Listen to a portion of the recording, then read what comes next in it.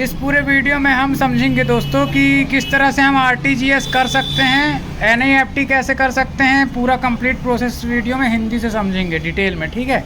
तो चलिए स्टार्ट करते हैं। जैसे कि आप लोग देख रहे हैं, ये चेक है, ये एक फॉर्म है जो एनईएफटी आरटीजीएस दोनों के लिए उपयोग में आता है। तो जैसे हम एनईएफटी कर रहे हैं तो एनईएफटी में कुछ चार्जेस होते हैं। जैसे अगर आप एनईएफटी कर रहे हैं 10,000 से नीचे है अगर, इसमें आपको ₹2.36 चार्ज देने पड़ेंगे। अगर 10,000 से ₹1 भी ज़्यादा है, 1,00,000 रुपये तक, आपको ₹4.72 चार्जेस देने पड़ेंगे। 1,00,000 से ऊपर है, 1,01,000 से ऊपर है तो आपको ₹14.36 देने पड़ेंगे। या फिर 1,01,000 से 1,01,000 से ऊपर है, 2,00,000 रुपये तक ₹23.60 आपको चार्जेस लगेंगे। और जैसा कि इसके ऊपर अगर आप जाते हैं तो फिर वो आरटीजीएस में जाता है। इसमें से आपको 2,00,000 रुपये से 2,01,000 से ₹23.60 लगेंगे। इसमें एनईएफटी और आरटीजीएस में ये अंतर है।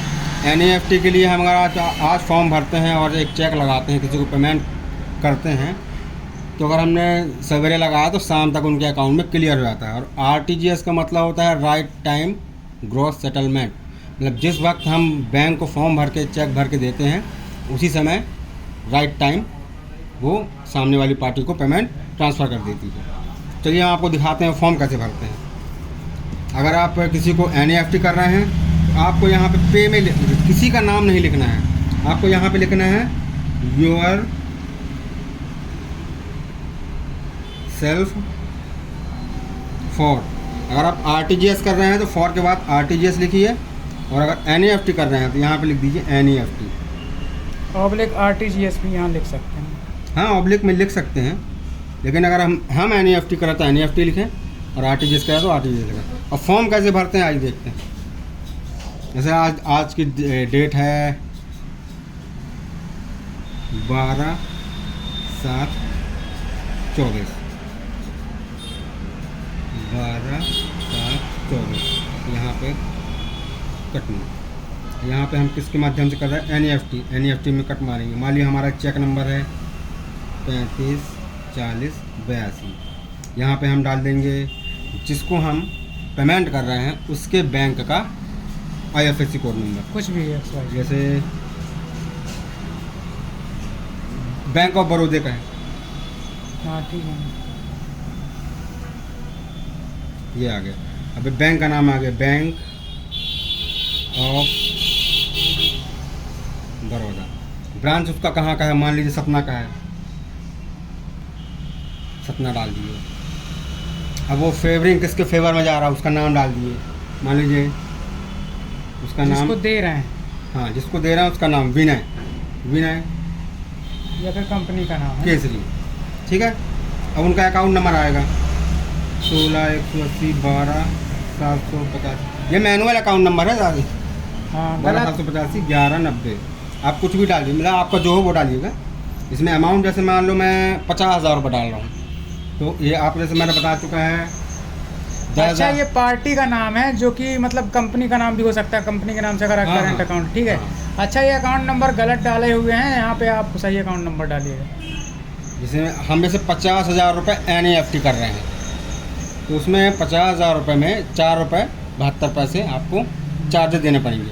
तो यहाँ पे हमको अमाउंट रेट लिखना है 49,995.28। यहाँ पे लिखा है बैंक चार्जेस रेट ₹4.72। अभी दोनों जुड़ेंगे तो यहाँ पे होंगे 50,000 रुपये।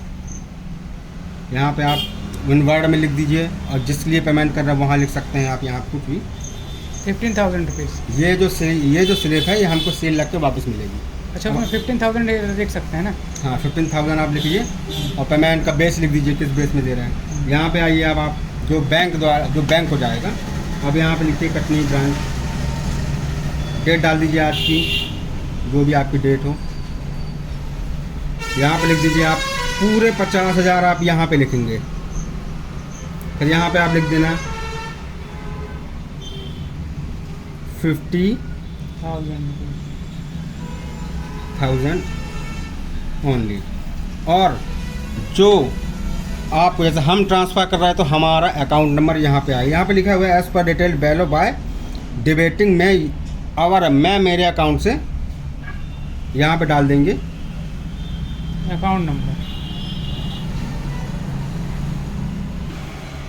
यहाँ पे जैसे हमने अकाउंट नंबर लिख दिया, मैं जिसको पेमेंट कर रहा हूँ मतलब मेरा अकाउंट, ठीक है। अब यहाँ पे लिखा हुआ है नेम ऑफ बेनिफिशियरी, मतलब जिसको ये पैसा ट्रांसफ़र हो रहा है, जो इसका बेनिफिट ले रहा है उसका नाम आएगा। यहाँ जैसे हमने लिखा है विनय केसरी, ये आया विनय केसरी। उसका बैंक का नाम क्या है? Bank of Baroda. अब यहाँ पे उसका आएगा। अब यहाँ पे देखिए, यहाँ पे आप उसका डालिए IFSC कोड BARDOMEXYZ। अब यहाँ पे आप अकाउंट नंबर डालिए 16,180 12,785। यहाँ पर हम जो भी डिटेल यूज डाल रहे हैं, अकाउंट नंबर या फिर सब मैनुअली है, सब मतलब गलत सलत डाले हुए हैं, मतलब इसको सही डालना है, ठीक है। फिर यहाँ पे अकाउंट नंबर अगेन, प्राइवेसी के लिए। ठीक है। अब आपके यहाँ पे जो जिस चेक के माध्यम से आप पेमेंट कर रहे हैं उस चेक का नंबर आप डालिए, जैसे कि यहाँ पे हमने डाला हुआ है। अब यहाँ पे देखिए लिखा है अमाउंट इन वर्ड, तो यहाँ पे आएगा वर्ड में लिखना है, पर आपको जो 4.72 जो चार्जेस हैं उसके कटने का जो अमाउंट है यहाँ पे आएगा 49,000।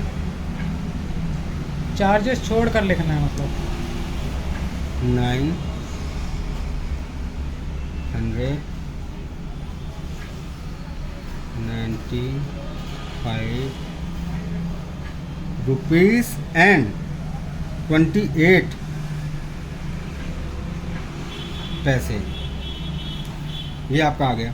अब आपका जो अंकों में है अमाउंट, यहाँ पे आएगा अमाउंट इन फिगर चार्जेस कटने के बाद 49,995 रुपये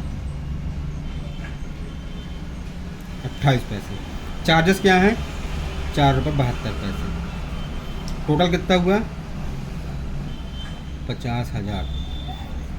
हम आवेदन कौन कर रहा है?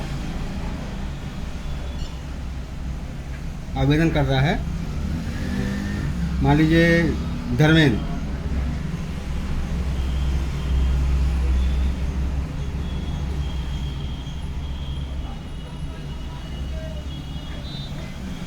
अच्छा, आवेदन में कोई भी वो कर सकते हैं नाम? नहीं, जिसके नाम का चेक हम डाल रहे हैं, अच्छा अच्छा, जो पेमेंट कर रहा उसका अकाउंट की डिटेल, है ना। हाँ, ये यहाँ पे। फिर यहाँ पे लिख दीजिएगा जहाँ पे आप रहते हैं, एड्रेस, टेलीफोन नंबर अपना डाल दीजिए। और यहाँ पे आपके साइन ज़रूरी हैं। ये यहाँ पे लिखा हुआ सिग्नेचर, यहाँ पे साइन करेगा जिसके बैंक का खाता से ट्रांसफ़र हो रहा सामने वाली पार्टी को। ये यहाँ पे जिसके खाते से पैसा कटेगा। और यहाँ पे भी एक साइन आएंगे। तो सवेरे 12 बजे चेक लगाएं, 1 बजे चेक लगाएं, वो शाम को 6, 7, 8 बजे बैंक के आखिरी काम। और RTGS का प्रोसेस? और RTGS का प्रोसेस ये है कि आप जैसे अभी चेक लगाए, फॉर्म भरे, सामने दिए, तो उसका नाम ही है राइट टाइम ग्रॉस सेटलमेंट। उसका भी तरीका यही है, सेम? हाँ, उसका भी सेम है, बस वो 2 लाख के ऊपर होता है। उसमें 23 रुपये 60 पैसे से चार्जिंग चालू होती है। और राइट टाइम, जिस टाइम आप बैंक को देंगे फॉर्म चेक भर के, आपको उसी टाइम सामने वाली पार्टी को पैसा ट्रांसफ़र कर दिया जाएगा। 10 मिनट।